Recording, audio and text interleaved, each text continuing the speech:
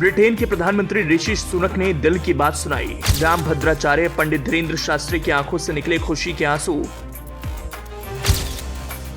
भारत में खुद हिंदू कहने पर भले ही होता हो विरोध, ऋषि सुनक ने जो बात कही उससे वामी सुनेंगे तो जबरदस्त लगेगा झटका।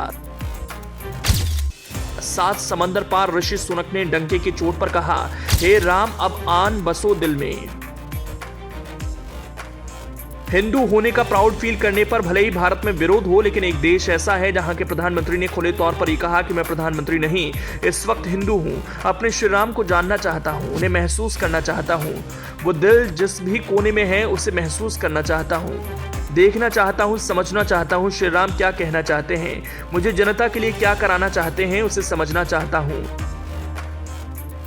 बागेश्वर धाम के पंडित शास्त्री ने जब भी कहा हिंदू होने पर प्राउड करने के लिए, जब भी भारत ने कहा तो उसका वामियों ने विरोध किया। उन्हें ना जाने क्या क्या कहा।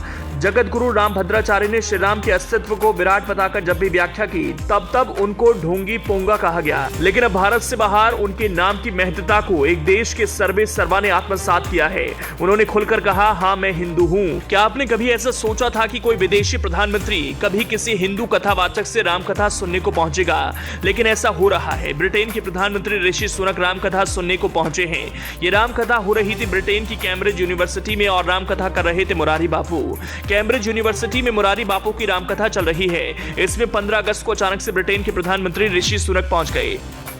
ऋषि सुनक आम आदमी की तरह बापू के सामने चेयर पर बैठे। उन्होंने कहा कि वो प्रधानमंत्री की तरह नहीं बल्कि हिंदू होने के नाते रामकथा सुनने आए हैं। सुनक ने व्यास पीठ पर पुष्पांजलि अर्पित की। उन्होंने अपने संबोधन में सबसे पहले जय सिया राम का जयकारा लगाया। उन्होंने कहा कि एक प्रधानमंत्री के रूप में कार्य करना बड़ा कठिन होता है, इसलिए मुझे आशीर्वाद दें। मुरारी बापू की रामकथा में उपस्थित होना मेरे लिए सम्मान और खुशी की बात है।